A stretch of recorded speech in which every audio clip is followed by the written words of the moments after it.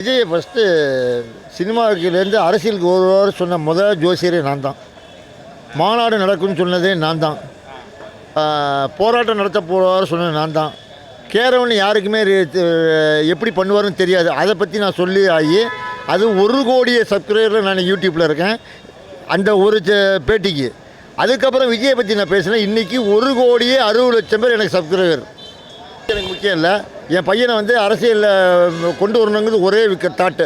ஆனால் என்ன கூப்பிடலை விஜய் இன்னும் இது வரைக்கும் என்னை கூப்பிடலை. அது ஏன் தகவல் ஏன் மாவட்ட செயலாளர் என்ன பண்ணிகிட்டு இருக்காங்க, ஏன் கொடுக்கல? ஏன்னா அவரை கொண்டு வந்தது நான் கிட்டத்தட்ட 3,800 சில்லற பேட்டி பேசியிருக்கேன். இப்போ 45% விஜய் காட்டி நான் பேசியிருக்கேன். மக்கள் எல்லா மக்களுக்கும் தெரியும். அப்படி மக்கள் என்ன புரிஞ்சிக்காமையா 1,60,00,000 எனக்கு இருக்காங்க. 1,60,00,000 என்னையே கூப்பிடலை. நான் இவ்வளோ தூரம் அவர் அறிவுப்படுத்தி நான் மாநாடு இத்தனாம் தேதி நடக்கும்னு சொன்னேன், இத்தனாம் தேதி போராட்டம் நடத்துவார் சொன்னேன். அவர் இந்த மாதிரி கட்சி இப்படி தான் நடத்துவார் இப்படி தான் ஆரம்பத்திலே நான் சொல்கிறது 3 years பேக். அப்போவே நான் சொன்னேன். அப்படி இருக்கும்போது என்னையே ஆஃபீஸுக்கு தலைமை மாவட்ட செயலாளர்கள் இல்லை என் பேட்டியெல்லாம் பார்த்துருப்பாங்கல்ல, என்னையே கூட்டிகிட்டு போகல. அதான் நான் கேட்குறேன், என்னையே கூட்டிகிட்டு போகல. இல்லைங்க, சாதாரணமாக இந்த மாதம் போடுற மீட்டிங்லேருந்து உறுப்பினர் இதுலேருந்து நான் உறுப்பினர் உலகம் நான் உறுப்பினர். என்னையே கூப்பிடலை. நான் தேவைக்கால இவருக்காண்டி பல ரிஸ்க் எடுத்திருக்கேன். ஒவ்வொரு சேனல்லையும் என்னை வந்து சேனலில் கூட்டி போய் கேள்வி கேட்பாங்களே, எவ்வளோ கிராஸ் கேள்வி கேட்பாங்க. அவளையும் நான் சமாளித்து நான் பதில் சொல்லணும்ல. சேலத்துலேருந்து நான் கொண்டு வந்து என்னென்னு கேட்டிங்கன்னா, ஒரு அரசியல் மாற்றம் வேணும்னு மக்கள் எதிர்பார்க்குறாங்க. மக்களுக்கு செய்யணும்னு நம்ம சீட்டு வேணும்ல. பதவியில் ஜெயிச்சாவே நம்ம மக்களுக்கு செய்ய முடியும். எம்எல்ஏ சீட்டு நான் கேட்கல. சாதாரணமாக இத்தனை நாள் அவரை பற்றி நான் பேசுனதுக்கு என்னை கூப்பிட்டு ஆஃபீஸில் கௌரவிக்கலாம்ல. இந்த வயசுக்கு இது வரைக்கும் யாரும் பேசலை ஐயா. எங்கள் யங்ஸ்டரே பேசலை, தொண்டனே பேசலை. இவ்வளோ வயசுலேயே நீங்கள் எங்களுக்காண்டி பேசியிருக்கீங்க ஐயா.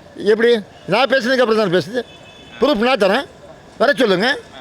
நான் ப்ரிவியூ நான் தரேன். சேலஞ்ச் பண்ணுவோம். எந்த ஜோசியர் சொல்லியிருக்கான்னு பார்ப்போம். எந்த பேட்டியில் யார் என்ன மாதிரி இவ்வளோ தூரம் அதிகமாக பேசியிருக்கான்னு சேலஞ்ச் நான் ரெடி. என்னை கூப்பிடட்டுமா? விஜயை கூப்பிடட்டும். நான் ப்ரிவியூ நான் எல்லாத்தையும் ஒன்றும் செய்ய மாட்டேன். எங்கிட்ட பேட்டி எடுத்தாங்களா சேனல்காரங்க, அவங்கள்ட்ட எல்லாத்தையும் காப்பி இருக்குது. உங்கள் சேனலில் வந்திருக்கு. நீங்கள் எனக்காண்டி வாங்கன்னா எல்லோரும் வருவாங்க. எல்லா சேனல்காரங்க வருவாங்க. எல்லாம் ஒரு ஆளை அடித்தா பிரயோஜனம் கிடையாது. எல்லாரும் அலாட்டாக விஜய் வச்சுருந்தாலும் நல்ல ஒரு நிமிஷம் நான் சொல்கிறத புரிஞ்சுட்டு பேசுங்க.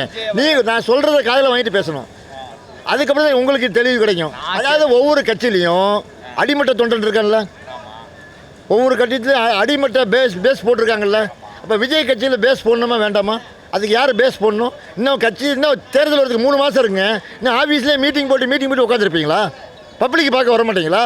பப்ளிக் எதனா எதிர்பார்க்குறாங்க. நான் அதானே சொல்கிறேன். ரிசல்ட்ஸ்னால் அவருக்கு தகுந்த சின்னமாக தான் இருக்கும். மக்கள் எல்லோரும் யூஸ் பண்ணுற சின்னம். அதனால் இதில் என்ன பெரிய விஷயம்? வரதுக்குண்டான வாய்ப்பு இருக்கா? எல்லோரும் இன்னும் ஃபீல்டு ஒர்க் பண்ணணுங்கிறது தான் நேற்று அவர் பேசியிருக்காரு. நேற்று மீட்டிங்கில் அதான் அவர் பேசியிருக்காரு. நேற்று என்ன சொன்னார்? வீதிக்கு போய் பேசணுங்க. வீதி போகணும், மக்களை போய் சந்திக்கணும். என்ன குறை இருக்குது, ஏது இருக்குது அப்படின்னு தெரிஞ்சுக்கிட்டால் எப்படி என்ன கூப்பிடட்டும், என்ன ஆஃபீஸில் கூப்பிடட்டும். ஐயா நீங்கள் ஒரு ஏரியா போய் எங்களுக்கு கொஞ்சம் ரிசல்ட் கொடுங்கன்னு சொல்லட்டும். கண்டிப்பாக நான் ஃபீல்டு ஒர்க் பண்ண தயாராக இருக்கேன். எந்த பிரதிபலனும் இல்லாமல் தயாராக இருக்கேன். ஏரியா ஊருக்கு கிராமம் போய் நான் பேச தயாராக இருக்கேன். அதெல்லாம் நான் பிரச்சனையே கிடையாது. ஒரு பையன் வரணும்னு எல்லாரும் எதிர்பார்க்குறாங்க. அதுக்கு நம்ம உழைக்கணும். கூப்பிட நான் வரேன். ஏன் கூப்பிடல தான் என் கேள்வி. இவ்வளோ தூரம் நான் பேசிட்டு எல்லாருக்கும் போஸ்டிங் கொடுக்குறீங்க, எல்லாம் செய்கிறீங்க. நான் உங்கள்கிட்ட போஸ்டிங்லாம் கேட்கல. நான் உங்கள்கிட்ட போஸ்டர் யார்? நான் பிஜேபியில் ஏற்கனவே இருந்திருக்கேன். ஏடிஎம்கேல ஆரம்பத்தில் எம்ஜிஆர் இருக்கும்போது இருந்திருக்கேன். அண்ணா இருக்கும்போது இருந்திருக்கேன். அண்ணாமலையில் இருந்து அண்ணாமலை போன பிறகு எனக்கு மனசு கஷ்டமாயிடுச்சுன்னு வெளியே வந்துட்டேன். அவ்வளோதான். இப்போ எனக்கு அதுக்கப்புறம் மக்கள் வந்து விஜயை ஃபேஸ் பண்ண ஆரம்பித்தாங்க. சரி விஜய் நம்ம கொண்டு வரலாமே. சரி விஜயை போட்டு நானும் ப்ரூவ் பண்ணுறேன். நீங்கள் எனக்கு இல்லைன்னு ப்ரூவ் பண்ணுங்க. எனக்கு பண்ணி தரல. நீங்கள் ப்ரூவ் பண்ணுங்க. நான் அவரை பற்றி பேசலை. அவரை நான் தான் கொண்டு வந்தேன். இல்லை எல்லாரும் பேசின பிறகு நான் பேசினேன். எனக்கு ப்ரூவ் பண்ணுங்க. நீங்கள் அதுக்கான வாய்ப்பு இருக்குது. எதிர்பார்க்கலாம். இன்னும் உழைச்சா இன்னும் நல்ல சக்ஸஸ் ஆகலாம். இது வரைக்கும் எதிர்பார்க்கலாம்னு சொல்லியிருக்கேன். அவர் இண்டிவிஜுவலாக ஏதாவது நல்லா இருக்குன்னு தான் சொல்கிறேன். மக்களே தான் எதிர்பார்க்குறாங்க. இண்டிவிஜுவலாக நிற்கிட்டு அதுக்கப்புறம் தேவைப்பட்டால் யாரோட கூட்டணி வேணுமோ பின்னால் தேவைப்படுமோ அப்போ பண்ணிக்கலாம். அது தப்பு கிடையாது. மக்கள் அக்செப்ட் பண்ணிக்குவாங்க. இல்லை வாய்ப்பு இருக்குது, விஜய்க்கு இருக்குது. இப்போ அதுதான் சொல்ல வரேன். இன்னும் கட்சியை வலுப்படுத்துறதுக்கு உண்டான ஏற்பாடு இன்னும் பண்ணுங்க. இந்த 3 மாதம் தான் இருக்குன்னா அதுதான் நான் சொல்கிற காரணம். நான் கட்சியை வலுப்படுத்தணும். நான் வந்து கோபத்திலையோ ஆதங்கத்திலையோ ஒரு ஆளை பொறாமப்படுத்தலையோ நான் பேசலை.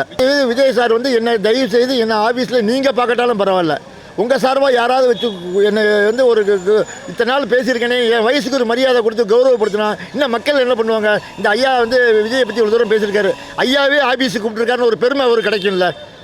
அவருக்கு ஒரு பெருமை கிடைக்கும்ல என்ன வச்சு, அதை வச்சு எனக்கு ஒரு பெருமை கிடைக்கும்ல, நான் அதான் எதிர்பார்க்குறேன். இதில் என்ன இப்போ நான் போனா தாத்தா கட்சியில் இருக்கதா இல்லை தாத்தா இந்த மாதிரி எனக்கு பிரச்சனை தாத்தா கொஞ்சம் பேசுங்க, உறுப்பினர் கையில் எல்லாம் என்கிட்ட இருக்குது, உறுப்பினர் கார்டு இருக்குது.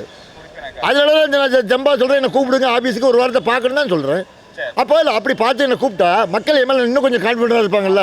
அப்போ ஏதோ நல்லது கெட்டதுன்னு என்கிட்ட சொல்லுவாங்க, அதை ஆஃபீஸுக்கு சொல்ல ஈஸியாக இருக்கும்ல, நான் அதுக்கு தான் பேசுகிறது, வேற ஒன்றும் இல்லை.